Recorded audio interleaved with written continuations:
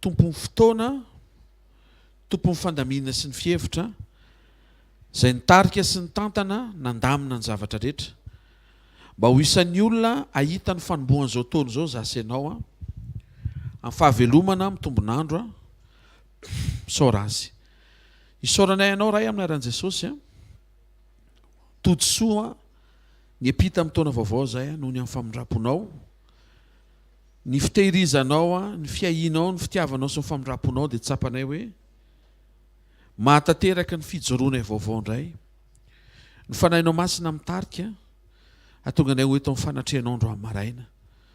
Misaotra ny amin'ny sekoly voalohany hiatrehana ny taona, misaotra betsaka ny amin'ny fitantananao sy ny fitarihanao ny tsiraray avy ho tonga eto. Manan-javatra, manana teny ary misy fahafenoan'ny fahasoavana hatrany voahomanao amin'ny fanatrehanao ho an'izay rehetra tonga mangetaheta sy manantona anao.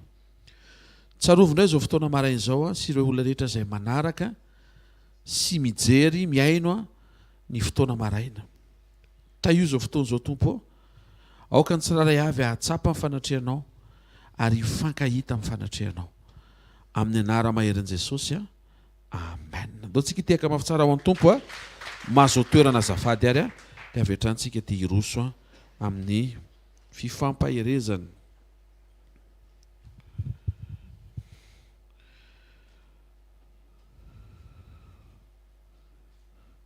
Sokavantsika ny asan'ny apôstôly toko 12. Lavalava kely le teny fa men'Andriamanitra antsika anombohana ny taona zany. Andriamanitra dia niseho teo amin'i Jesosy, ary izay rehetra mijery an'i Jesosy dia afaka hita an'Andriamanitra. Ny sekoly fanasitranana tsy hampianatra anao momba ny fanasitranana fa hampianatra anao momba an'i Jesosy. Ny Baiboly iray manontolo izay tokony ho vaky itsika dia tsy mampianatra antsika momba na fomba ombiazana amina lafim-piainana samihafa na vitsivitsy na hoe momba ny fiainana manontolo, fa ny Baiboly iray manontolo dia manampy antsika sy manondro ny fisian'i Jesosy sy ny atonga asy atonga anao hiombona aminy sy hifankahita aminy tanteraka. Zavatra teny ny tompo ao Matthieu toko 5 toy izy sampatra ozy izy ny madio am-po fa izy no ahita an'Andriamanitra. Ny mahatsara zany rehefa hiaino an'Andriamanitra hiteny, rehefa hiverinao amin'ny teniny dia ny fanekenao anadio ny fonao na inona ny tranga, na inona ny seho dia avaozinao izay fahadiovan'ny fo zay. Ary zavatra isaorako an'Andriamanitra dia andro maraina tonga eto ianao, satria tsy moro zany hoe vita faran'ny taona sy voalohan'ny taona dia mbola andeha hitady an'Andriamanitra indray. Aiza koa ve dia hitady an'Andriamanitra foana ve? Fa tena mitsotra aminareo fa tsy ataon'Andriamanitra ambany zavatra io fahatongavanao andro maraina io. Mino ahy ianao. Io Andriamanitra io Andriamanitra marina, Andriamanitra mahintsy, mahalala manome ny anjara valim-pitisa aza ho an'izay rehetra manokana fotoana ho azy. Amen. Dovaka itsika ny asan'ny apôstôly toko 12 ary ny anaran'ny tompo. Ary tamin'izany andro zany Herôda mpanjaka naninjitra ny tanany ampahorin'ny sasany tamin'ny fiangonana. Ary Herôda namono an'i Jakoba rahalahin'i Jaona tamin'ny sabatra. Ary rehefa hitany fa sitraky ny Jiosy zany dia nandroso ny sambotra amin'ny Petera koa izy, fefamby tamin'ny andro fihinanana mofo tsy misy masirasira tamin'izany. Ary rehefa nisambory ny Petera dia nataony tao an-tranomaizina ka natolony tamin'ny miaramila 12 ambenany, dia nikiasa moakazo ho eo amin'ny vahoaka izy rehefa afaka amin'ny Pasika. Ary Petera nambenana tao an-tranomaizina ary ny fiangonana naherina nangataka tamin'Andriamanitra ho azy. Ary noho ny efa hamoaka azy Herôda dia natory teo anelanela miaramila roa lahy Petera tamin'iny alina iny, sady voafatotra tamin'ny gadra roa izy, ary nisy mpiambina niambina ny tranomaizina teo am-baravarana. Ary indro nisy anjelon'ny tompo tonga teo, sady nisy mazavana mirapiratra tao an-trano. Ary izy nanoana ny tehezan'i Petera dia namoa azy ka nanao hoe mitsangana faingana, dia niala tamin'ny tanany gadra. Ary ilay anjely taminy misikina ary fezo ny kapanao dia nataony izany. Ary io koa ilay anjely tamin'ny Petera, tafio ny lambanao ka manaraha, dia nivoaka izy ka nanaraka azy ary tsy fantany ho marina izay nataon'ny anjely fa nataony nahita fahitana ihany izy. Rehefa nandalo ny fiamberana voalohany sy faharoa zareo dia tonga teo amin'ny vavahady vy izay mahazo ny lalina ao any an-tanàna. Nivoa azy ilay vavahady mba alehany ary noho nivoaka izy dia nandroso tamin'ny lalana ray. Ary niaraka tamin'izay dia nandao azy ilay anjely. Ary rehefa natsiary fanahy Petera ka nanao hoe ankehitriny fantatro marina tokoa fa ny tompo efa naniraka ny anjeliny ka namonjy tamin'ny tanan'i Herôda sy ny fanantenany Jiosy rehetra. Ary rehefa fantany tsara zany dia nakany hatrany Maria reniny Jaune izy atao hoe Marc, Jean Marc. Nisy olona maro niangona nivavaka tao. Ary nandondona ny vavahady Petera dia nisy ankizivavy atao hoe Rôda nakeo iaino. Ary rehefa nahalala ny feon'ny Petera izy dia tsy namono vavahady noho ny hafaliany fa lasa niazakazaka ary niditra ka nilaza fa Petera no mijano eo am-bavahady. Fa hoy ny olona taminy verisaina ianao fa izy ny tompo rariny fa izany tokoa dia indray ny olona anjeliny zany. Fa Petera naharitra nandondona ihany ary rehefa nivoany dia nahita izy ireo ka talanjona. Ary izy nanofa tanana azy mba hangina dia nanambara tamin'izay namoahany tompo azy avy tao an-tranomaizina. Ary dia hoy izy ambarao amin'ny Jakoba sy ny rahalaza ny zavatra zany. Dia niala izy ka lasa nakany amin'ny fitoerana hafa. Ary rehefa nazava ny andro dia nifanalitaka be ihany miaramila ka nanao hoe nakaizy Petera. Ary rehefa nitady azy fatratra Herôda fa tsy nahita dia nadiny ny mpiambina ka nasain'ny vonoana. Ary Herôda nidina niala tany Joda hankany Kaisaria dia nitoetra tany. Ary Herôda tezitra loatra tamin'ny Tiriana sy ny Sidoniana fa niraisaina kosa ireo ka nakany aminy. Ary rehefa nahazo amin'ny Blasto mpitandrina ny trano fandriany-mpanjaka ho sakaizana dia nangataka fihavana satria ny taniny nivelona tamin'ny tanin'i Herôda. Ary tamin'ny andro voatery dia ny akanjo-mpanjakany Herôda ka nipetraka teo ambony seza fiandrianana dia nikabary tamin'ny vahoaka. Ary ny vahoaka niantso hoe feon'Andriamanitra zany fa tsy an'ny olona. Ary niaraka tamin'izay dia nisy anjelin'ny tompo namely azy satria tsy nanome voninahitry n'Andriamanitra izy ka dia nohan'ny kankana izy ka maty. Ary nandroso sy ny ely ny tenin'Andriamanitra ary Barnabasy sy Saoly niverina avy tany Jerosalema. Rehefa vita fanompony dia nitondra ny Jaona izay atao hoe Marka hiaraka aminy. Amen. Vao manomboka ny taona to dia mikatroka tsika. Halleluja. Mahasoa ny fanahintsika ny mandre ny zavatra tenenin'Andriamanitra. Atanjaka tsara fanahinao hiatrika ny taona ity. Ary ho taona tsara iarahanao amin'Andriamanitra ty taona ity. Ny atonga ty taona ity ho tsara dia ny fanekenao hiroso amin'ny fahatsarany toe-po sy toe-panahy. Tsy ny fiovanovanim-potoana no manova ho tsara ho azy ny zavatra rehetra. Finoana diso ny fiatretina hoe aoko lasa ny fomba fitentsika gasy zany. Mba ho lasa ny taona lasa iny ny ratsy rehetra.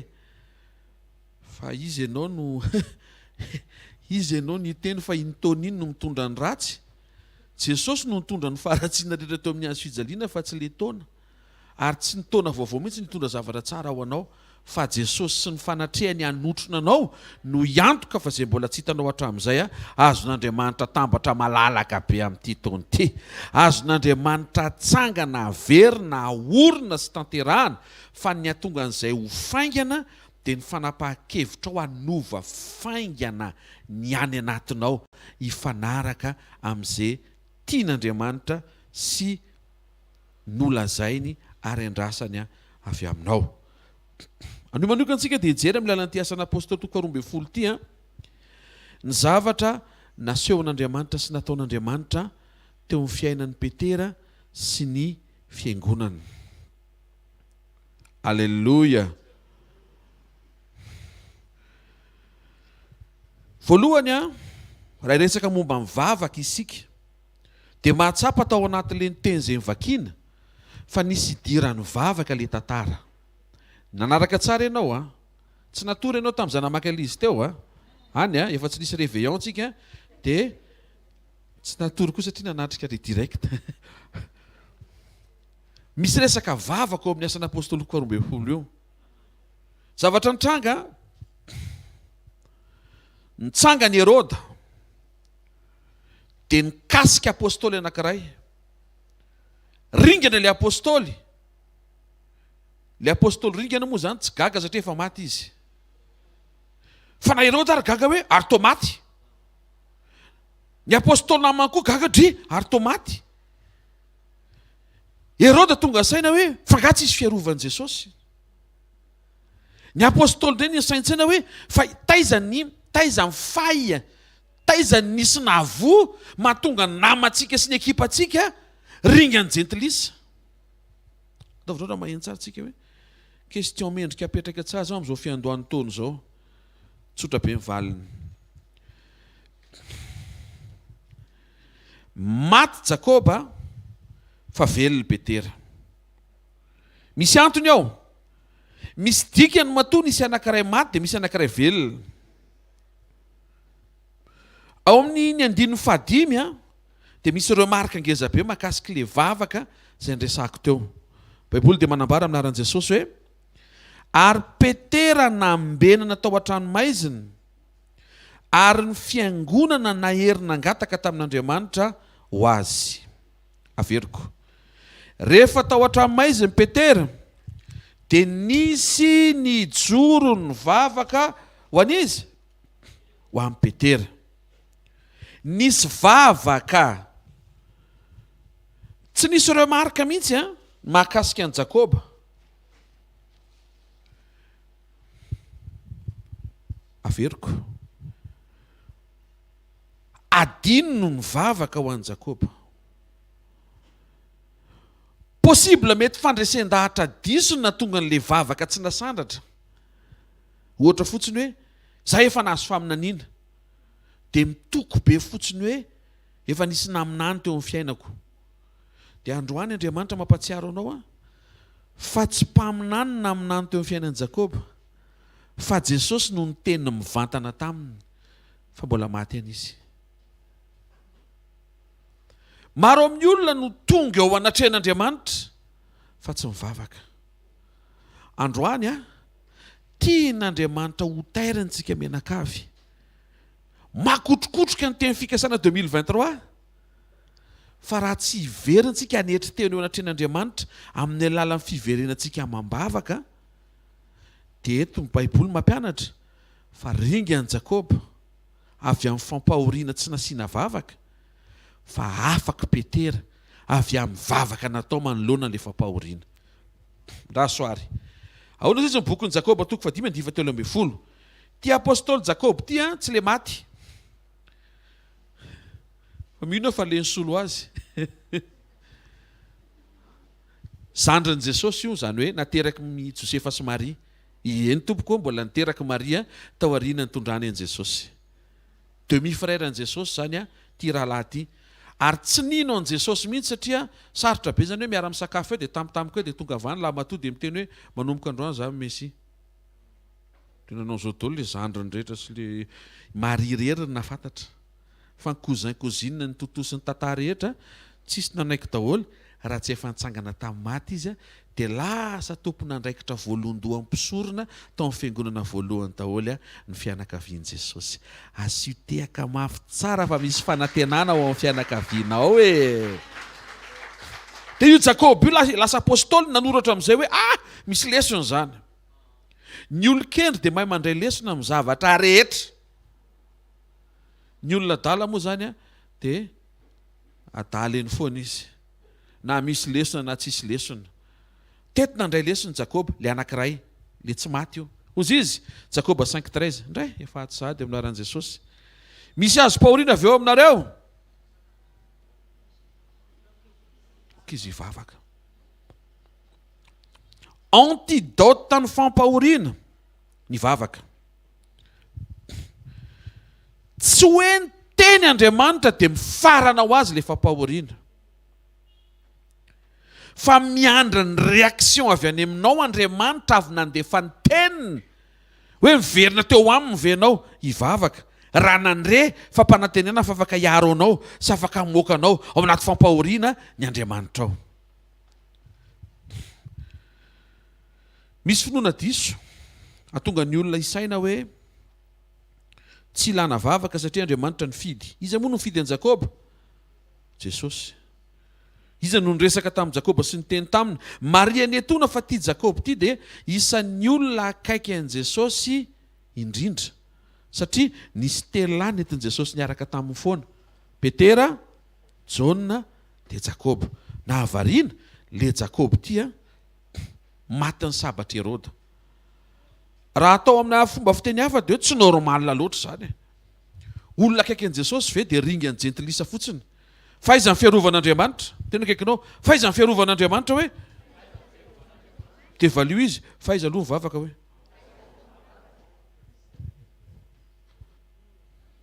hiatrika ny taontsika aho ka tsisy fanomezantsiny a fandaitra mambavaka dia manomboka ny taona charge tsara ny bateria anao atao visa mifanamby hoentina eo anatren'Andriamanitra amin'izao fanombohan'ny taona zao tompo nivavaka amin'ity taona ity kosa tena tsy atao ohatry ny atra amin'izay eto Jakobo mety ny tokotoky adaladala tamina finoana diso hoe tsika rahalahy voafidy e taranaka voafidy tsika tsisy akasika zany ny haitsika ny tompo ary mahafantatra nisany volondohantsika taire zay taire lahy ao toy Herode taire ary tapaka amin'izay vao hoe ahoana satria misy azy paoriana avy ao ny valiteny dia hoe tsy aoka izy ho betaim-bava fa aoka izy hivavaka tsy hoe aoka izy hijoro hanambara amin'ny fiteniny fa tsy horingana izy tsy confession fa vavaka satria ny vavaka dia fanetretena iankina amin'Andriamanitra amin'ny zavatra mahasoranao fa tsy vitanao vao manomboka ity taona ity dia to dia tairiko ianao tsy vitanao zany ity taona ity raha vao tsy miaraka amin'Andriamanitra ianao tsy ho vitanao zany ity taona ity raha vao tsy miaraka amin'Andriamanitra ianao atomboy tsara ny taona miaraka amin'ny fanekena ny anaty eo tompo miaraka aminao ndray amin'izao taona vaovao zao raha resy lahatra miaraka amiko ianao asitehaka mirevitrevitra tsara ho an'ny tompo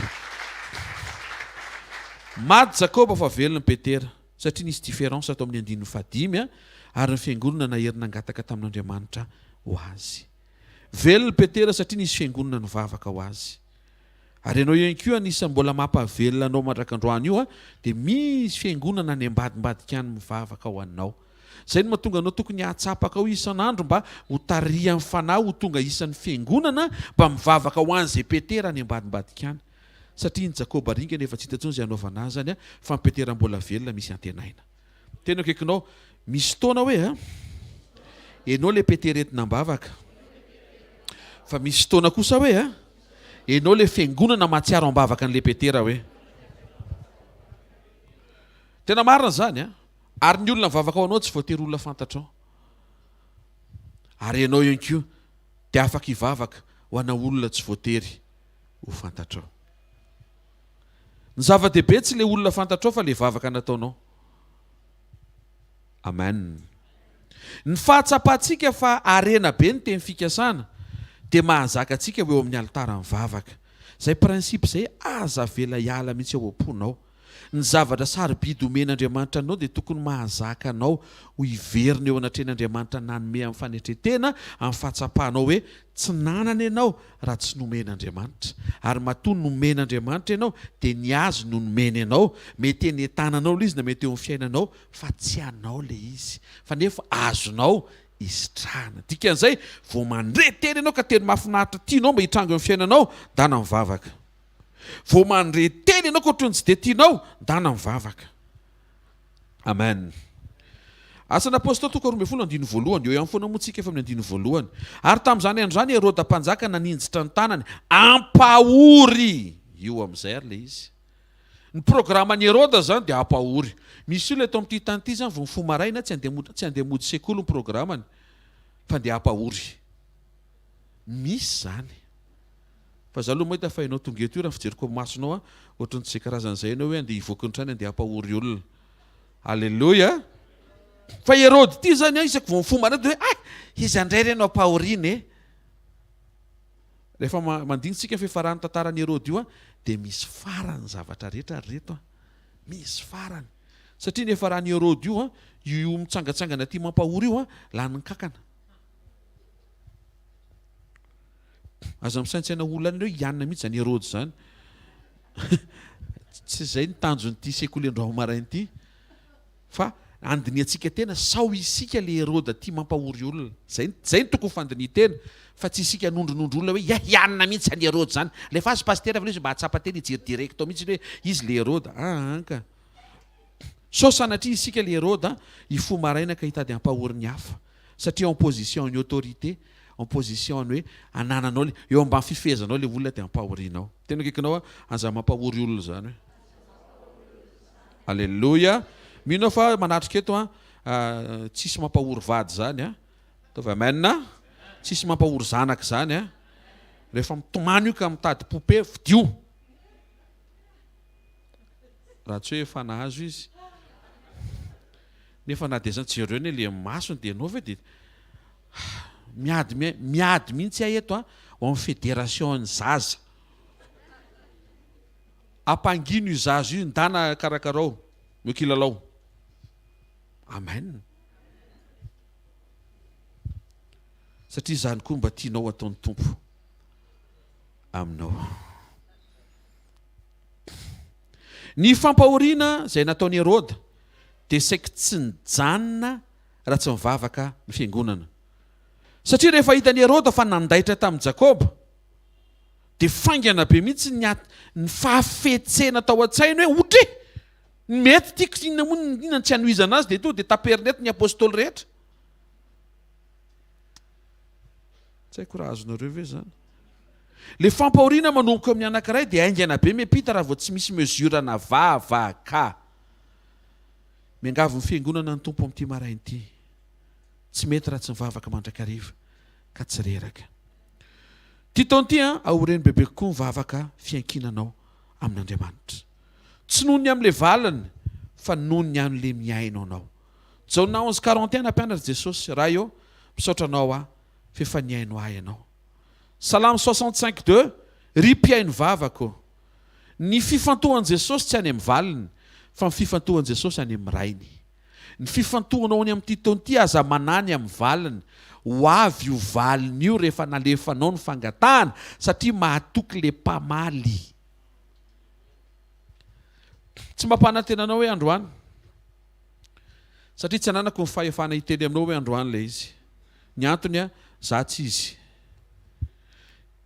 Amin'ny mampanjaka sy amin'ny maha-souverain'Andriamanitra afaka mamaly anao androany izy raha zay ny tiany. Fa raha ohatra ka tsy androany dia tsisy afaka anao nininitsika nizaniza amin'izay programa tian'Andriamanitra atao eo amin'ny fiainanao. Manandanja amin'Andriamanitra kokoa tsy le mahatery anao fa ny fiainam-panahinao mihitsy aloha. Rehefa en règle tsara ny fiainam-panahinao dia marisika Andriamanitra hamotsotra ny zavatra rehetra mety mahatery anao. Androany maraina misy fanasitranana zarain'Andriamanitra eto amin'ny fanatrehany ary mino fa tsisy na dia resaka miala mainy zany amin'ny anaran'i Jesosy. Ny zavatra nampianaran'i Jesosy important be teto dia zao hoe misaorany amin'Andriamanitra miaino fa aza mifantoka miandry an'ilay valiny vao hisaotra be. Tsy mifantoka mivavaka manala fahoriana fa mifantoka amin'ilay Andriamanitra ivavahana manafaka fahoriana. Timoty 2:4 minaran'i Jesosy ary ny Tompo hanafaka amin'ny asa ratsy rehetra ka hamonjy ahy. Alefaso any amin'i Jesosy mpiaino vavaka sy mpanala fahoriana ny fifantohanao. Fa amin'ny Titon'ity raha isy ny fampahoriana dia isy ny vavaka dia ho resy ny fampahoriana ary iseho ny fandresenao amin'ny anaran'i Jesosy Kristy avy a Nazareta. Azatrehana rery ny fahoriana eo anoloanao amin'ny Titon'ity. Herinao ve zany? Tsy niteny Tompo hoe tsy hisy fahoriana amin'ny Titon'ity fa izy azatrehana rery le izy. Tsy rehefa nandray an'i Jesosy ianao dia tsy hisy ny tafiotra ny sedra sy ny zavatra trehana. Fa rehefa nandray an'i Jesosy ianao dia izy ao anatinao no hanampy sy hanosika anao tsy ho reraka eo am-piatrehana mba hahafahanao misitraka ny fandresena vitany nomenanao ao anatinao azo avoaka amin'ilay challenge anankiray lalovanao eo amin'ny andavanandro mpiainanao. Amin'ny Titon'ity misy fandresena zany ho tazana dia ho azo tsapahitanana vavolombelona eo amin'ny fiainanao eo amin'ny anaran'i Jesosy. Ataovy amen fiandohan'ny taona mahafinaritra be moa e. Fa le fandresena tsy hitrangatranga ho azy fa le fandresena mandresy lahatra anao avy amin'ny zavatra nolazain'Andriamanitra natonga anao nivavaka. Maty Jakoba velona Petera satria nisy mivavaka ao amin'ny Petera. Faharoa anaty vavaka. Tsy nanam-po le valiny ny mpivavaka ary zay nitranga amin'ny Titon'ity. Tsy hanam-po ny valiny ny mpivavaka amin'ny Titon'ity. Saotra ny amin'ireo vitsy manao amen mpinoana manaritra an'ity fotoan'ity. Na ny fiangonana koa aza tsy nanam-po ahita amin'ny Petera hivoaka iny ny alina iny. Fa maninona no milaza izany? Satria ny Baiboly no miteny izany. tsy niomana ahita n'le valim-bavaka ny alina ny vavaka amin'ny fiangonana. Mivoaka Petera, valim-bavaka efa tonga, ny fiangonana mbola ny vavaka nangataka. Zareo fa rehefa mivoaka amin'ny fonjy Petera, dia mbola teo mpivavahana nangataka amin'ny fivoahan'i Petera ny fiangonana. Tsy niahela ny vavaka le izy, fa ny fahatakarana nananao avy amin'ny communion misy eo aminao sy Andriamanitra. Zavatra hitako amin'ity taon'ity, eo am-pivavahana eo ianao tonga le valim-bavaka. Ianao rangahy efa ampaherezina zoko be, mbola ohatr'izany any réaction anao, tena mahafinaritra ndre zany e. Ianao zany eo ampangatana mbola mitritrina, raha ty zao mivoaka rehefa avy eo, le izy efa ao. Raha mbarapitsy fo maraina zao Petera mivoaka eo, faly zay tompo eo. Ozy ny tompo izy rehefa ny andalanako. Efa ondefa akaiky eo izy, andondony izy zao, nandondony Petera, tsy zany. Zany hoe na ny fiangonana ary zany tena tsy vonina ny anaiky, fa Andriamanitra afaka hamaly amin'ny fotoana angatahana. Tsy nanery ny fiangonana, zay point tsara. Tsy nanery izy avoay amin'izao alina zao Petera Andriamanitra. Aoka izy ivoaka amin'izao alina zao, raha zany very ny finoana. Ozy Andriamanitra ny finoanareo teo very any, aza mifanerinery eo ndry. Amin'ity taon'ity, mahita zanak'Andriamanitra be dia be, tsy manerinery ny tompontsony izy. Ane? Tsikitsiky kely aloha hoe aza terena ny tompo, velao izy hiasa malalaka. Raha mba mivoaka zao Petera rapitso maraina, ozy Andriamanitra tsy miandro rapitso maraina zany, ndroany alina. Ka sy io ny mpanapaka sy ny mpitondra mpahita fity mandritry ny fotoam-pitsarana, mba azo liberté izy, na provisoire na permanent, fa te hita azy ivoaka zay. Ozy Andriamanitra tsy mila malalolona ka, avoaka fotsiny. Omeo anay ny lakile ny trano maizina moana azy, tsy mila omena anareo lakile, za fotsiny manokana dia izy tonga eo dia tao avy amponareo fa tsy ilainareo la ataovina koa lakile.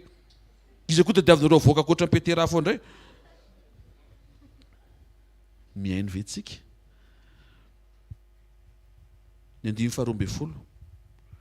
Ary rehefa fantany tsara zany dia nakany an-tranon'ny Maria reny Jean-Marc. Ary nisy olona maro niangona ny vavaka tao. Zany hoe mbola tanty le fivavahana be ny fiangonana ataralaka. Petera efa atanao ny vavaka fa voay e. Zany hoe mbola tena izy zany tsy mampifantoka atsika hivavaka zany.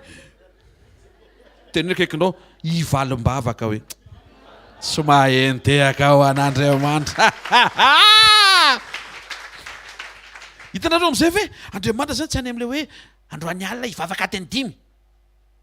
Hatreto aloha zany mety tsy nilany le adiny 5 satria mety fefakadiny fotsiny efa mivoaka Petera. Fa tsy hoe mivoaka Petera, alléluia, point champagne, andao atory-daoly. Tsarariny ah. Tokony mba manokana fotoana hoe mba misaotra an'Andriamanitra miaraka amin'ny Petera. Dia farafahakeliny mba asiana fandraisana aloha. Alléluia. Dia aveo manao messenger kely hoe voaka Petera ry any. Vita aloha ny andao atory-daoly ndray e. Tena le manamaivamaivana vavolombelona zay zany a, mba tsy ho amin'ity taon'ity tsonkose. Amin'ny anaran'i Jesosy Kristy avy any Nazareta. Aza mpahoria paster sandratra rehefa le miteny hoe misy vavolombelona, misy vavolombelona, misy vavolombelona ve? Misy azy mpahoriana ve? Aoka izy hivavaka. Teneniny akaikinao, isy ny vavolombelona amin'ity taon'ity hoe raha mba mety hoe afereno amin'Andriamanitra ny voninahitra hoe firy ny sura fa ho ataon'Andriamanitra zany. Firy ny sura fa ho ataon'Andriamanitra zany.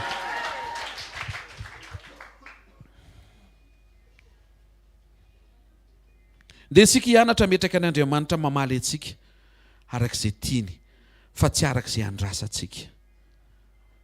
Mety misy valy ny irintsika any amin'ny faran'ny taona. Fiza moa manapora zao janvier zao izy dia efa miala any. Mba tavy amainina moa zany e, nareo kosa reto a. Hita paster zany mois de novembre olona mpikarakara vao tonga dia izy efa nitemy fa début dia tonga dia karakaraina hono. Fa possible tonga dia ataon'Andriamanitra, asian'Andriamanitra amin'ity janvier ity zany dossier anao zany. Nisy olona fantatra zay pasteur efa niteny izy amin'ny juillet iny olo teny atao batisa hono. Mety aloha amin'ny farany vola izy asitrikitsika ireny nala mahitsy a. Tena kaikinao karazany zavatra ohatr' izany hoe mila ampoipoizinao hoe. Nytao ampiasana pasteur andresaka fa alolohan'ny fifidianana io ohatra mety isy promotion. Mety tsy andry an'izay ny tompo a. Mety tsy andry an'izay ny tompo a. Ho asisiky ny tompo hoe raha vao metimety eo ny toeponao. Alléluia.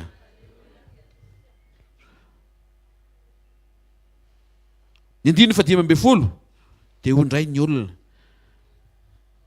Aza manakana ny tsy hivavaka ianao anjelina zany. Ny anjelinao zany na ny anjely iran'Andriamanitra miaraka aminao isan'andro dia arakaraka miaraka aminao izy dia lasa maka ny endrika ao izy. Zay no mahatsara anao miaraka amin'Andriamanitra eny koa amin'izay anao maka ny endriny. Eny io tsara. Ny anjelinao misy fotoana maka ny endrika ao fa ianao tsy mahazo maka ny endriky ny anjely.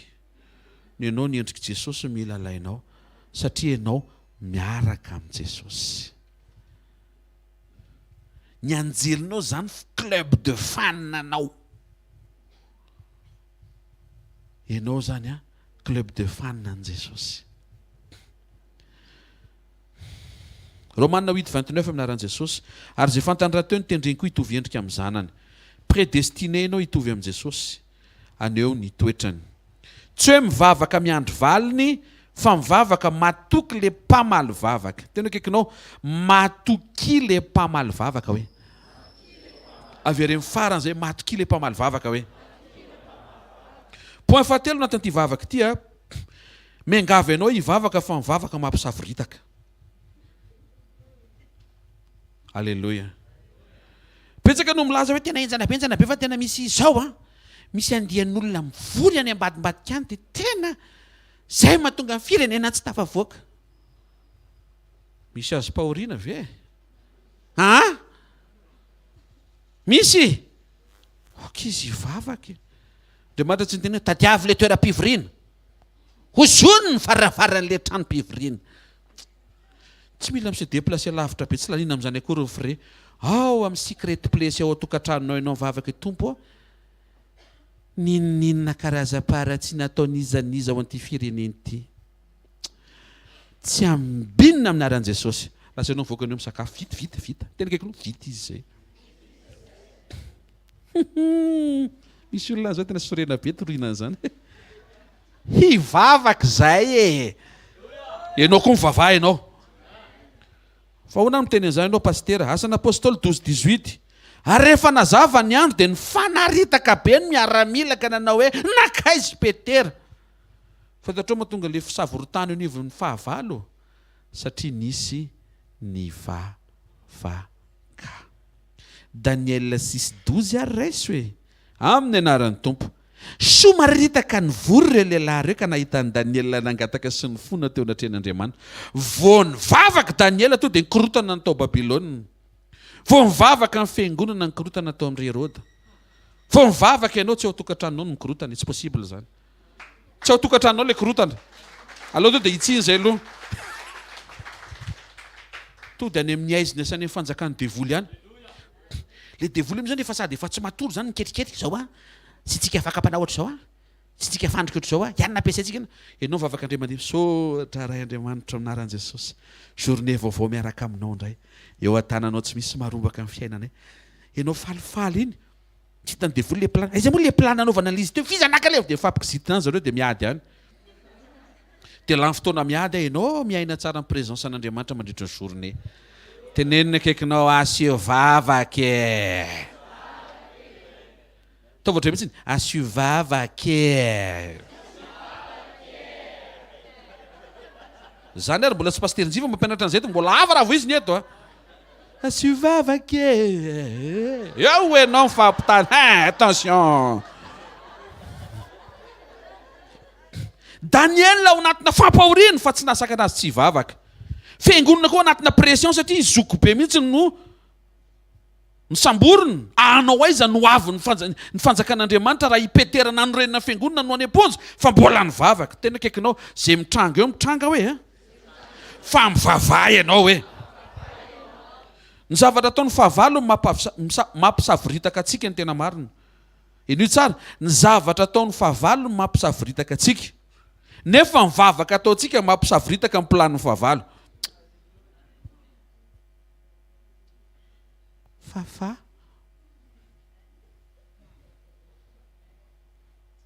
Rampamety mivava. Ny vavaka dia manorina ny plano feno fiadarana avy amin'Andriamanitra. 2023 efa nanganane, ananine, efa mangine. Mbola tsy resaka niny afa amin'ny Zoma, resaka niny ah. Raha vao tsy tonga ianao amin'ny Zoma, dia afaka mijery direct sy rediffusion. Misy fiovana aizako izy dia tsy io ave tsika ry, tsy io ave retintsika. Ny vavaka dia manorina ny planina feno fiadanana avy amin'Andriamanitra, fa indrindra manakorotana ny planina feno loza avy amin'ny fahavalo. Raha vao mivavaka ianao dia mahazo toerana ilay planina avy amin'Andriamanitra, ary raha vao mivavaka ianao dia mikorotana ny planin'ny devoly. Tsy ny planinao no tokony hikorotana, fa ny planin'ny devoly. Fa velao Andriamanitra hitarika anao mihoatra no planinao, zany hoe mametraka plany ianao fa miomana foana hoe atomomo, afaka milatsaka ny direktiva avy amin'Andriamanitra iovahana io ho any amin'ilay tena tian'Andriamanitra isehony eo amin'ny fiainanao. Azakivy mivavaka, ary indrindra aoriana mivavaka miova. Manjary lahy fotoantsika raha le fakizitiana taloha mivavaka ihany no antsika ikizitiana ny ray tokantrano efa vita vavaka ahoana. Vita vavaka dia tokony hisy fiovana. Aza vela mpisaraka anao amin'Andriamanitra izay mitranga, ary aza vela nakana ny fivavahana izay ataonao izay mitranga. Izay mahakasika mivavaka iresaka momba mifanontronana antsika, satria amangy anao mifanotronana amin'ity taona ity. Hono hoy ny tompo. Tsy resabe izy rehefa miteny fa mila miomana kosa tsika. Ahoana momba ampafanontronana ity asan'apôstôly 12 ity. Ny 9:1 dia ny 9:12 aminaran'i Jesosy. Ary raha nahatsiaro fanahy Petera dia nanao hoe ankehitriny tena fantatro ay ve ny tompony naniraka ny anjeliny ka namonjy ahy tamin'ny tanan'i Herôda sy ny fanantenan'ny Jiosy rehetra e. Na Petera ary mbola taitra tamina mirakle efa naverin'Andriamanitra teo amin'ny fiainany. Anyway, asan'apôstôly toko 5 efa nampidirina ponja ny apôstôly fa navoaka ny anjely. Asan'apôstôly toko 12, la même situation, le même miracle. Fa ny réaction Petera vaovao be foana. Hoay! Tena akaikinao, ok anao tsy ho zatra fahagagana hoe. Tsy hoe matety pitranga ilay izy hoe dia tsy manaitra anao tsony hoe. Tety Petera mbola sahiny teny hoe hoay! Tena tsy napoziko. Tena akaikinao, raha Petera be iny hoe tsy nanapo, dia izy ianao ny anapo hoe.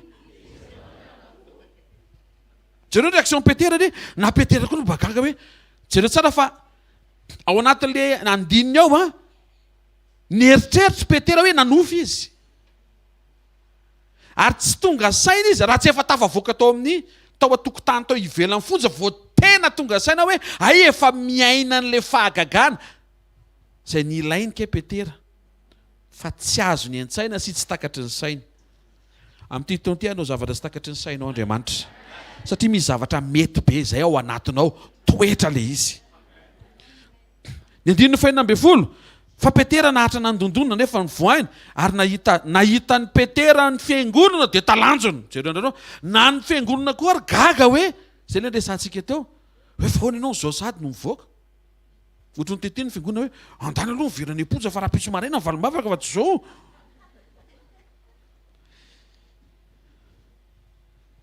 Petera gaga, fiangonana gaga, ianao koa amin'ity taona ity ho gaga.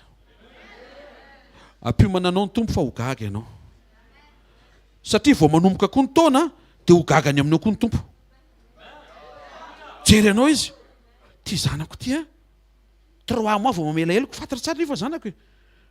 Fa vao angadina janvier, teo no dia namela eloko izy n'Andriamanitra.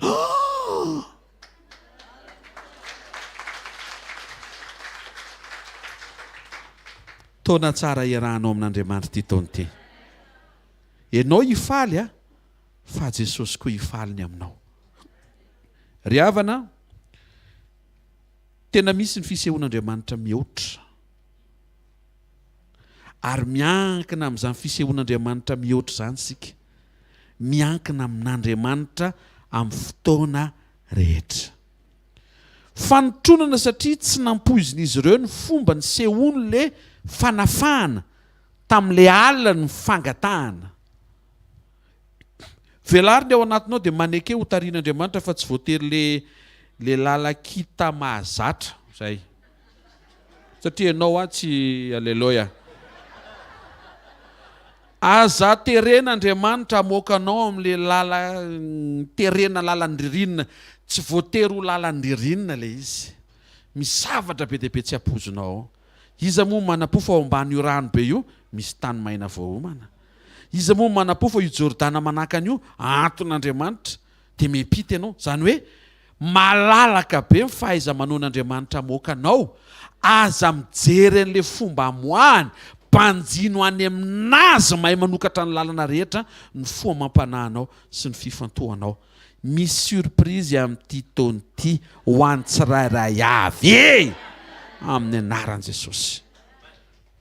Faharoa, mampafanontronana azy ny amin'ny 17 amin'ny anaran'i Jesosy. Ary indro nisy anjelon'ny tompo tonga teo, sady nisy mazava namirapiratra. Taiza tao an-trano, fa tsy hoe avy amin'ilay anjely, tsy avy amin'ilay anjely izy, fa tao an-trano.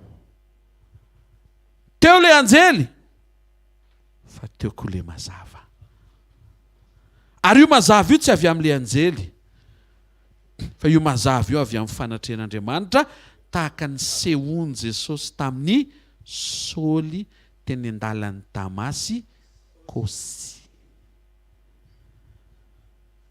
Mila hainao tsara ny disernen'ny mpanompo irahan'Andriamanitra sy izy maniraka amin'ity taona ity. Mety iseho ny fanafahana. Mahafinaritra be ny réaction an'i Petera. Petera tsy namea voninahitra anjely mihitsy, satria fanta fa tsisy anjely tonga ho azy zany eo. Misy lehibe an'ireny, misy mpaniraka. Halleluja. Mila hainao no midisernen'ny mpanompo irahan'Andriamanitra sy Andriamanitra maniraka. Tena akaikinao, mila hainao no manavaka hoe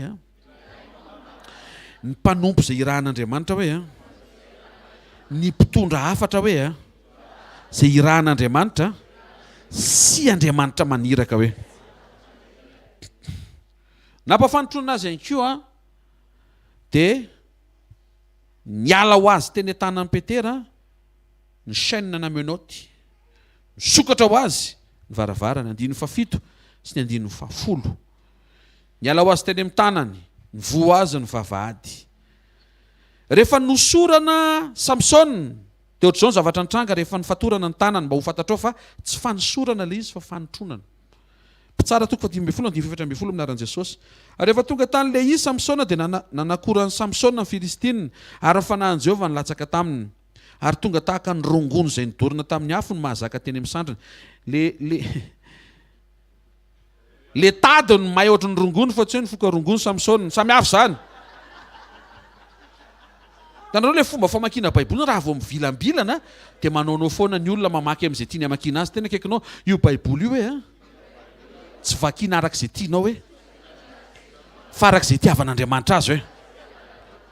Tonga tahaka ny rongono izay nidorina tamin'ny afo ny mahazaka teny amin'ny sandriny, afaka tamin'ny tanany fatorana. Zany hoe vao nanakorany Samson ny Filistina dia tsy soreny Samson, fa raha soreny Samson tsy tapaka izany le tady. Hoe tiako manana sosona dia tsy tapaka teo. Fa nifantoka tamin'Andriamanitra izy. Fantatra Samson hoe le fahalebiazan'Andriamanitra ny fidy azy mihitsiny no amaivan'ny Filistina, aiza koa izay Andriamanitra momba ny se eo. Ataoko correcta tsara fomba fiteny Filistina tamin'izany. Halleluja.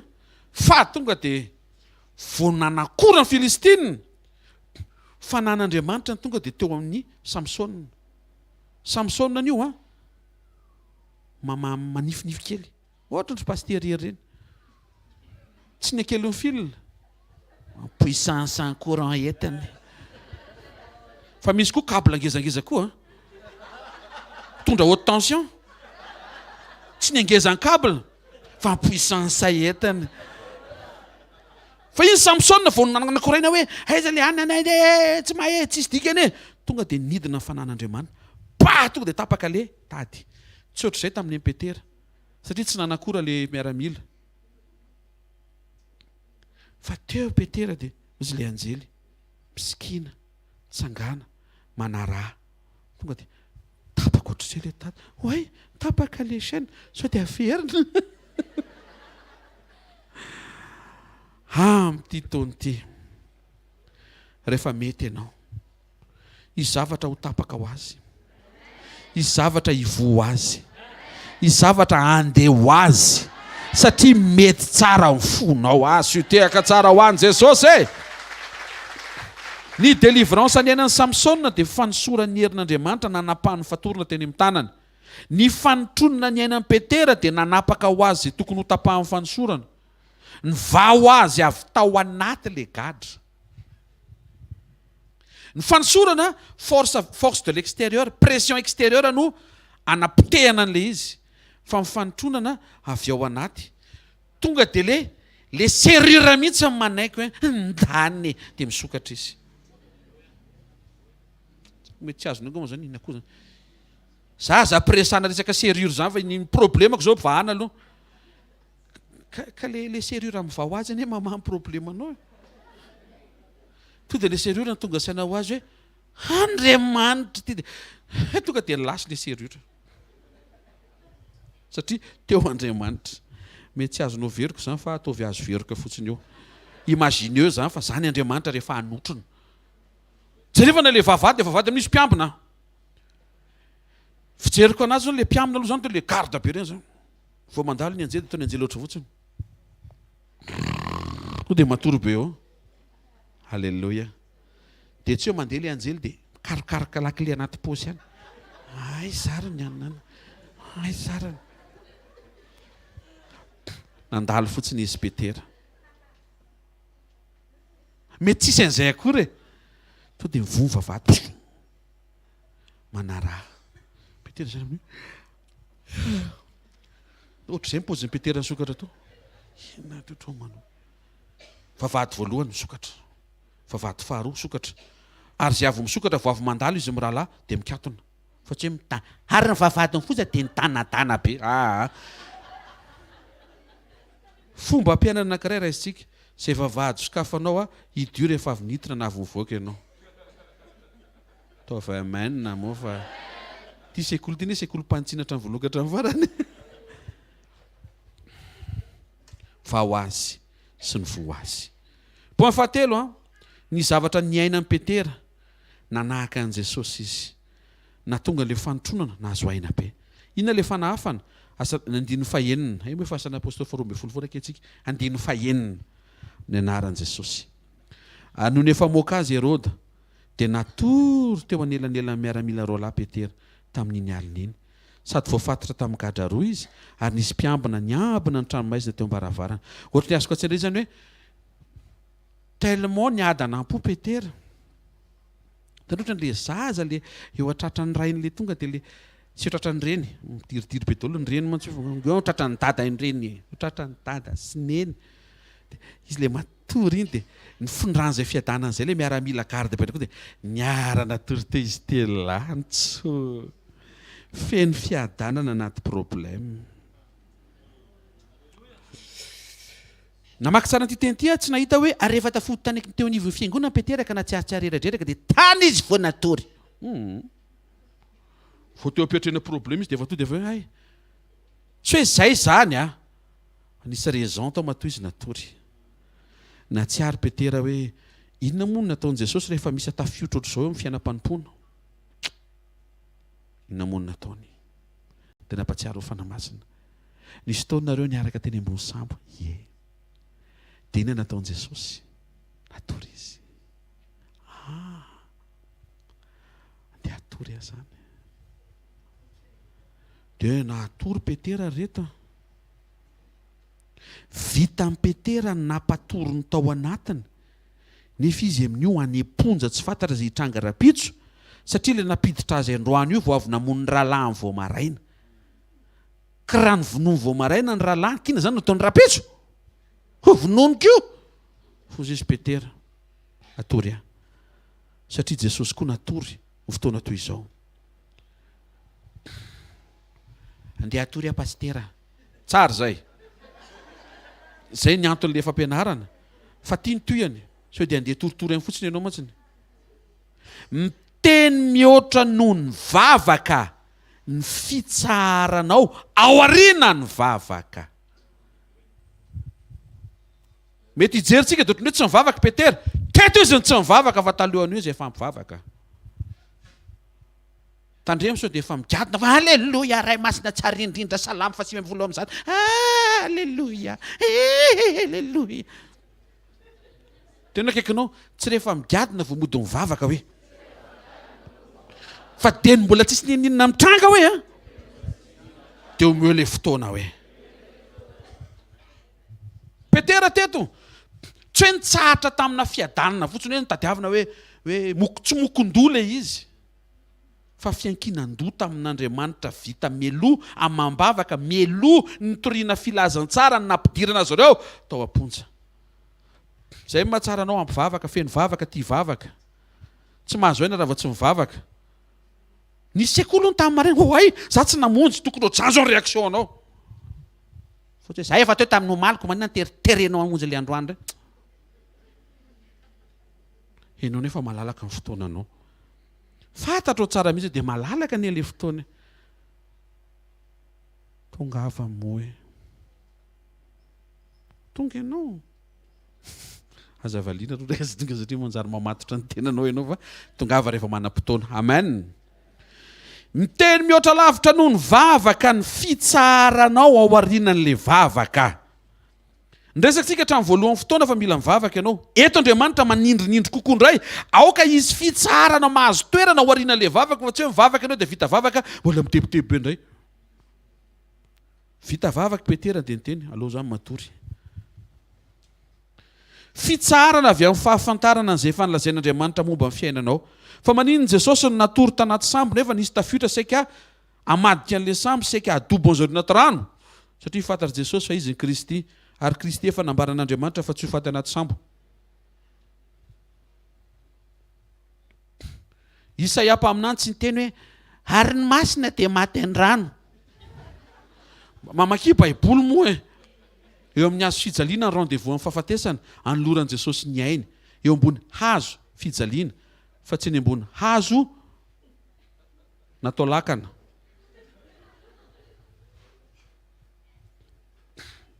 Fa inona ary natonga Petera ohatry tonga dia sura be. Ndray mandeha Jesosy niteny taminy. Ho Jesosy eo amin'ny Jaune 21:18. Petera, raha mbola tanora ianao a, dia nisikina nandeha tamin'izay tianao. Ao avy ny fotoana rehefa antitra ianao. Izy Petera, ohatry mbola tsy antitra. Jesosy nefa niteny fa rehefa ho antitra hony a. Ha! Tsy tapitreto zany ny programa satria na inona. Jesosy mahita amin'ny farany efa mitantara fa rehefa ho antitra hony a, za ty mbola tsy antitrako. Fefa nisy vavaka fa tsy hoe matoritory fotsiny eo matoritory eo inty eo amin'le miaramila eo.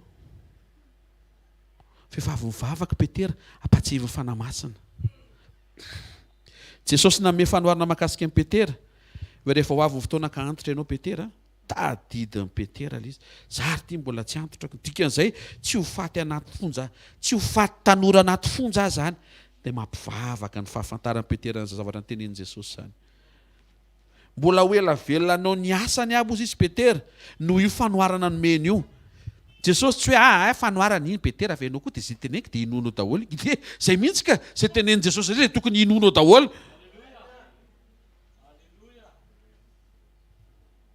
Za zao mahita Jesosy manao fanoharana hoe tamin'ny ianao mbola tsy nanam-bola. Fa rehefa nanam-bola ianao. Ataovy mety fotsiny mifora angamba vitan'Andriamanitra zany. Aoka tsy hamatotra ny fonao ianao amin'ny resa-bola, amin'ny ara-bola. Ny humeur anao aza avela hiankina amin'ny vola misy sy vola tsy misy. Ny humeur anao ataovy miankina amin'ny fisian'ny fanatrehan'Andriamanitra eo amin'ny fiainanao. Ka raha eo Andriamanitra miaraka aminao a, tokony toujours joli foana ny tarehanao a, falifaly lalandava tsikitsiky vao maraina tonga de fantatro mihitsy hoe androany rey zao misy zavatra surprise noman'Andriamanitra mbola tsy hitako tapitry ny 2022 fa 2023 ty farafakely ny 2022 plus 1 misy an'izay plus 1 zay zany ty taona ty afaka isehon'Andriamanitra mihoatra tena kaikinao hafa ne ty taona ty hoe mbola tsy hitanao ne ty taona ty hoe zava-baovao be ny amin'ny ty taona ty hoe aza faritana tamin'ny taona lasa hoe malalaka be ty taona ty hoe ahafan'Andriamanitra miasa eo amin'ny fiainanao raha mino an'izany ianao ataovy tehaka mafy tsara ho an'i Jesosy nitoko tamin'izay nilazain'i Jesosy Petera nitoko tamin'izay nilazain'i Jesosy Petera dia niadana dia natory natoky an'izay nilazain'i Jesosy Petera niankina tamin'izay nilazain'i Jesosy Petera tsy nandeha rery Petera dia nivavaka izy rehefa tonga amin'izay ny fotoanan'ilay krizy efa vita vavaka izy. Inona le voalohany teo mila mivavaka. Inona le faharoa mitemy mihoatra ny mivavaka ny fitsaharana ao aorianany vavaka. Ny fifantohan'i Petera dia tamin'i Jesosy zay point manaraka. Teto no tenako anao hoe Petera tena nanome exemple tsara tarehibe tao anatin'ny fanarahana an' Jesosy. Ny 7:7 ary Petera nanambara tamin'izay namoahany tompo azy avy tao an-tranomaizina. Jereo tsara ne iza namoaka azy tao an-tranomaizina? Anjely. Fa ny vavolombelona ny jorony Jesosy. Satria fantatro Petera tsara hoe tsy tonga hoe io anjely io raha tsy Jesosy ny naniraka.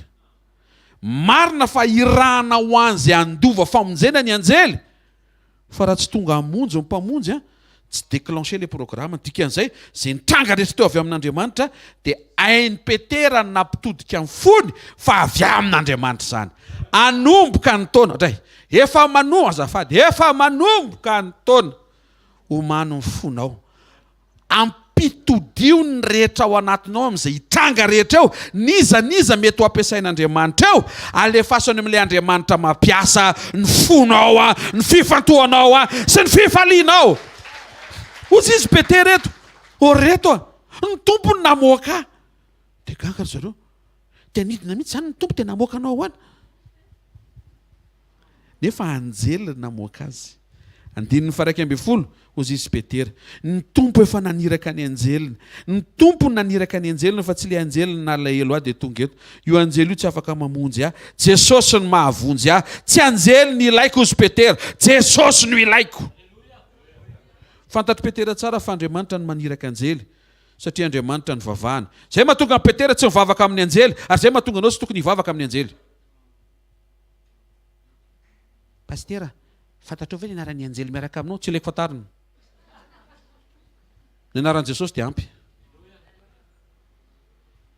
Saint Yann le miaraka aminao tsy miafara amin'ny elina foana Saint dia mamoriporina zay teneniny baiboly ihany tokony ho fantatrao anankiroa ihany zao ny teneniny Mikael dia Gabriel zay misy koa Rafael tsy niteny zay izy ka ianao zao no teny zay fa baiboly tsy niteny zay zavatra teneniny baiboly dia hoe zany Jehova El Rafa Andriamanitra no teny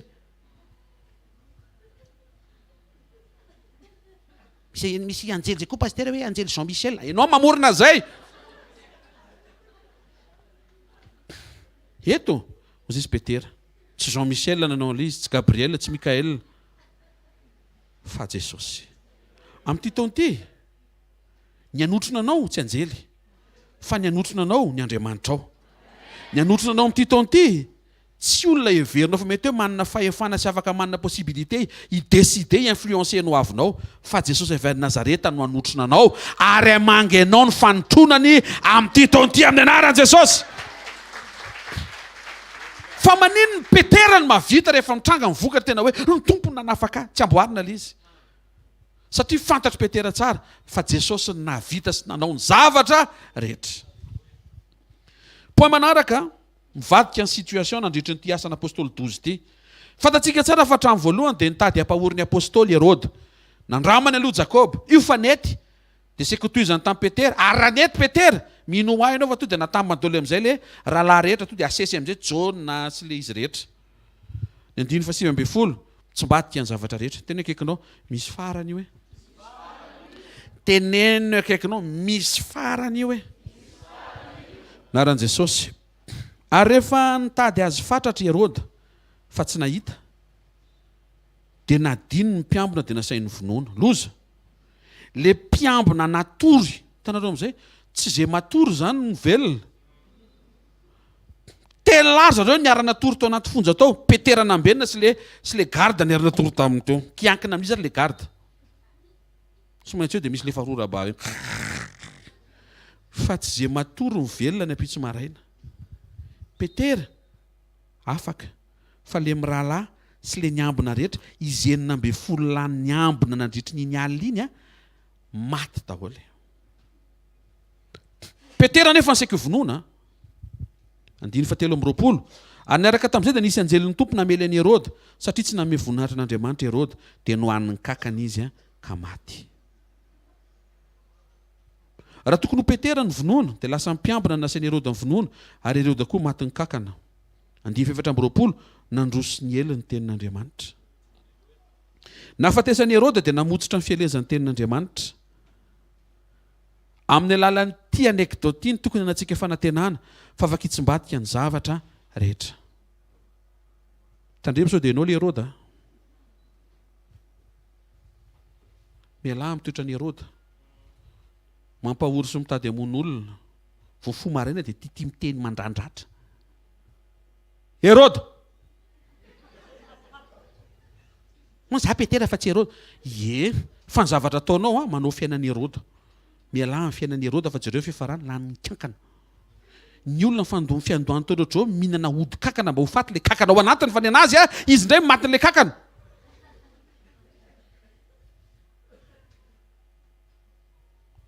Afaka miova ne zasy ianao. Tsy manao masika fotsiny. Tsy manao méchant vao maraina dia iny dia tiandreo mihitsiny.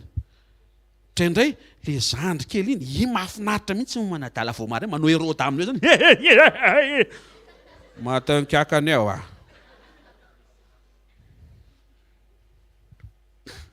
na mety ho vadinao, tianao mihitsy manadala amin'ny vadinao vao maraina dia ampitahorinao izy na ampahory vao maraina. Aza manao fiainan'i Herôda zany. Ok, anao ho Petera. Point farany nefa tsy victoire ny nahafatesan'ilay miaramila sy nahafatesan'i Herôda. Tsy victoire. Matthieu 27:54 aminaran'i Jesosy. Ary ny kapiteny sy ny fehany izay niambina an'i Jesosy raha nahita ny orohorotamba amin'izay zavatra tonga teo dia raiky tahotra indrindraka nanao hoe marina tokoa fa zanak'Andriamanitra io lehilahy io. Tadiavo fa tsy nisy tantara mihitsy hoe ary ireo izay namono ny tompo dia maty naretina tsitrina tany amin'ny tokantranony tany sady nijalijaly mihitsy satria namono ny tompo. Lasa apôstôly ary zareoko. Ary mety anisan'le mivavaka le avoape mety tafiditra tanatireo mihitsy ireo. Tena akaikinao tsy victoire hoe raha ringana hoe izay manenjika anao. Inona le point voalohany? Tsy mety raha vao tsy mivavaka. Inona le point faharoa? Mitsahatra. Inona le point fahatelo? Tsy victoire. Raha tsy batika fotsiny le situation dia lasa afindrany amin'le olona ny resahako, le favoazana tokony hoe teo aminao nefa nentinao mambavaka. Victoire ho an'i Jesosy teo amin'ny azo fijaliana, marina fa nandresin'ny fahafatesana izy ary nitondra fahotana zao tontolo zao. Fa mifanombohan'izay le miaramila be dia be, niloka ny akanjo, ny nanome vinaigre, le mahita fifaliana manatsatotsatoka lefina, voavela eloka, ary tonga dia teo ny eo ihany. Tonga dia niaiky. Tena zanak'Andriamanitra ty lehilahy ty. Azadino fa Petera niaiky hoe zanak'Andriamanitra ianao rehefa teo fanamasina. Dikan'izay reto miaramila Romanina. So dia teny hoe aka mamazareo rehetra nisy jiosy ny za Romanina reo. Fa rehefa tsara ny fo dia afaka amin'ny Roma ianina.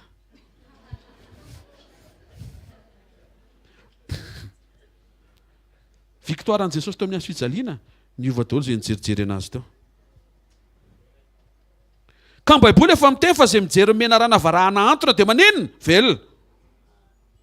Tafajerijery tele romanina izy akoa ary ty tsy maintsy mivonono ty. Dia ampijerena eo amin'izay. Zanak'Andriamanitra. Avelao ahitan'i Jesosy fotsiny manodidina anao fa miovy eo, aza avela hijerenao. Ahoana moa no ahitany an'i Jesosy? Manao t-shirt misy sarin'i Jesosy eo amin'izy.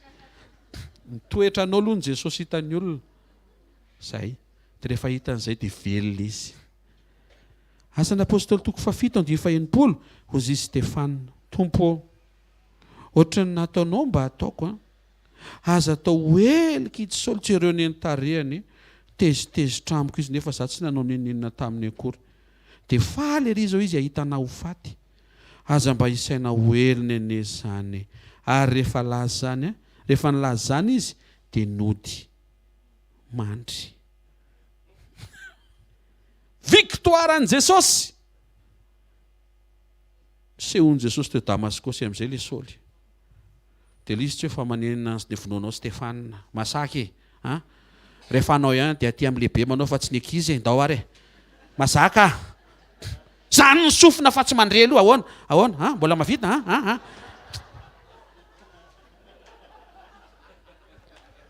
Sehoan'i Jesosy saoly dia saoly. Saoly.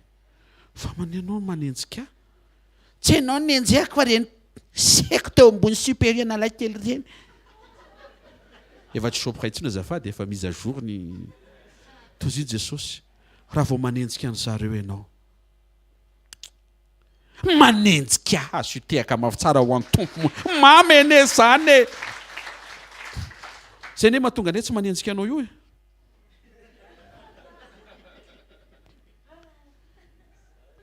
Aza manenjika koa ianao zany tiako tenena.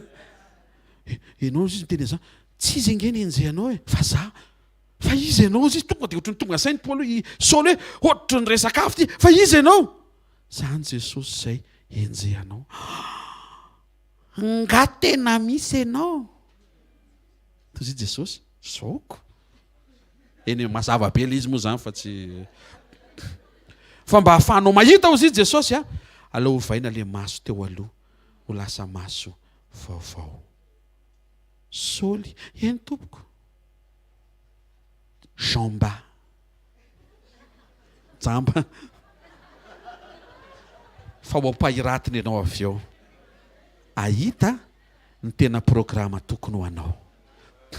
Victoire an'i Jesosy rehefa nampiasan'i Stefana. Tsy hoe matiny latsaham-baratra saoly.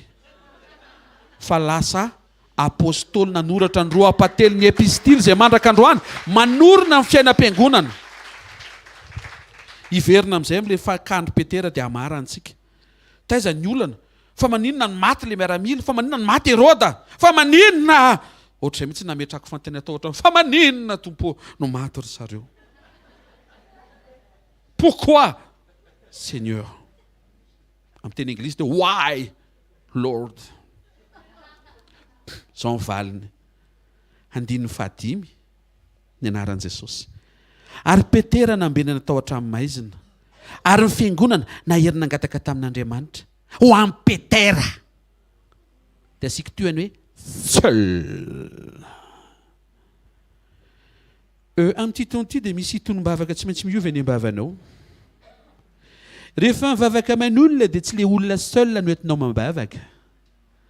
Fa ny manodidina azy. Zay manenjika azy. Zay manisy ratsy azy. Fantatrareo ny fay amin'ny fiangonana tamin'ity. Nahery ny vavaka. Tena ny vavaka. Fa ny cible an'zareo a Petera. Adinony. Fa isafoaka ny herin'ny devoly. Hivadika amin'izay fitaovana mampiasainy. Rehefa tsy naombo ny nanrahana ny Herode hamono Petera, dia hivadika ny asan'ny devoly andringana an'ilay mpanompo tsy nahita fahombiazana. Manomboka ny taona, misy zavatra omen'Andriamanitra antsika miaraka eto.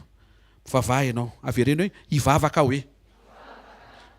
Tandremo ilay fitsaharana, avereny hoe tandremako ilay fitsaharana hoe. Hivavaka ho an'i Petera hoe. Sy ny manodidina azy. Nahery mivavaka ho an'i Petera ny fiangonana. fa nanadino ny vavaka ho an'ireo izay nanenjika sy napiditra azy tao am-ponja. Matthieu 5:44 hoy Jesosy, tiava ny fahavalonareo, vava ho an'izay manenjika anareo. Luc 6:28, misaora izay manozona anareo, ary mivava ho an'izay manisy ratsy anareo. Mila mitatra ny vavaka ataontsika, tsy le fampahoriana manjoan'le olona, fa reo izay mijoro mpampahory mba ho vonjeny tompoko ireo olona ireo, fa akaiky ny fiverenan'i Jesosy. Tsy manam-potoana be ntsika izao, fa vao mahita ianao misy mampitondram-bavaka na ianao arany, dia tsy hainao ny eto mibavaka, voay anatin'ny ty fonjy ty atompo, raha izay. Fa faharoa, vangio reto olona manodidina reto, kasio vonjeo, mba tsy ho ringana tahaka ny namonjenao reo izay nampahory anao teo amin'ny hazo fijaliana, reo izay nampahory an'i Stefana, mba tsy ho isan'ny ringana tahaka an'izay nampahory an'i Jakoba sy Petera. Anio manokana amin'ny anaran'i Jesosy, sitrana ny fiainam-bavaka ao. Amin'ny anaran'i Jesosy Kristy avy Nazareta, sitrana ny fiainam-bavaka ao. Tsy le manjo fa reo olona voasaringotra manodidina mba ho voakasika le vavaka izy rehetra. Misy mibloke ny dossier anao, vavaka ataonao a, tsy ok, voakango dossier-ko ary ho voaroko le olona. Dia mba saintsena hoe vao manomboka ny taona dia voaroko izy, tsy malahelo ve anao? Izy zao mba manantena izy panier garni, zavatra ohatr'izany, dia voaroko izy. Ohatra zany tsy ny vavaka ao an'izay ianao. Fa tsy izay ny vavaka tokony ataonao, tompo, mba avoay le dossier, fa avangio ireo olona ireo, dia vonjeo izy, avao izy, apio izy, kasio izy. Tokony ohatr'izany mihitsy ny aneponao ho an'ilay olona, na renao mihitsy zany hoe misokatra ny ao anatinao fa tsy mavesabesatra ianao. Jery atrika. Tsangana tompoko amin'ny anaran'i Jesosy. Ao faontananao, tenenao Andriamanitra hoetiko eto anatrenao ny fiainam-bavako. Manomboka ny taona miaraka aminao, misaotra fa miteny ianao androany. Misy zavatra mila hitsiana atao anatiko. Traindray variana, tsy tafavavaka. Traindray variana, ka mivavaka. Traindray mametraka finoana diso, dia ny vavaka indray no atao atsarambona. Verin'izay andro amin'ny maraina. Manomboka ny taona ny fahafantarana ireo ny angeza ny teny fikasana amin'ity taon'ity tompo. Dia entina ny fiainam-bavaka mba hahita fanasitranana. Misaotra ny amin'ny fiainan'ny tsirairay avy izay tonga mba hanao sakrifisy vao maraina amin'izao fiandohan'ny herinandro zao. Aza vela hiala eto fotsiny izay tompo fa hatsapa amin'ny alalan'ny fanahinao izay miasa, fa tena fahaterena sy fiainana any anatinay ny resaka aminao, iombona aminao sy hametraka ny zavatra rehetra eo an-tananao amin'ny anaran'i Jesosy. Misaotra ny amin'ny nanehoana tao amin'ny fiainan'i Petera, tahaka izay nampianarinao Jesosy fa fiadananao, dia sarobidy mihoatra noho le vavaka. Ampianaro izay hitahiry an'le fiadanana. Amin'ny alalan'ny fijoroanay ao amin'ny sitraponao, mba hampitsahatra anay ny fitondra tenanay mety aminao. Tsaroviny tsiraray avy a, ahitahiry ny fitsarana izay nomenao azy tao anaty vavaka sy ao aorianany vavaka. Ary apetraka eo am-pelantananao ty dingana fahatelo nomenao ty fonanay Jesosy fa misy taona izay mivavaka, dia le olona ihany nentinay mambavaka na le ka fotsiny. Ary izay mety olona rehetra tafasaringotra manodidina dia adininay no mivavaka ho azy ireo. Ary tahaka izay nitranga teo fiainan'i Petera dia ringana izay tsy nentiny amam-bavaka. Tahiry izay fanamasina. Ndra hoe ny mbavana sy eo am-bavakay, ny mba tsy haringana ny mpanota isy ny fotoana ahafahanao mamonjy azy.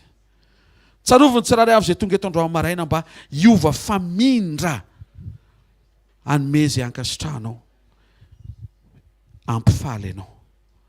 Amin'ny anara-maherin' Jesosy Kristy velona masa sy manan-kery avy Nazareta. Manaova vavaka, misy olona tokony hoentinao mambavaka, hoeto am-bavaka le olona, hoeto am-bavaka le manodidina le olona.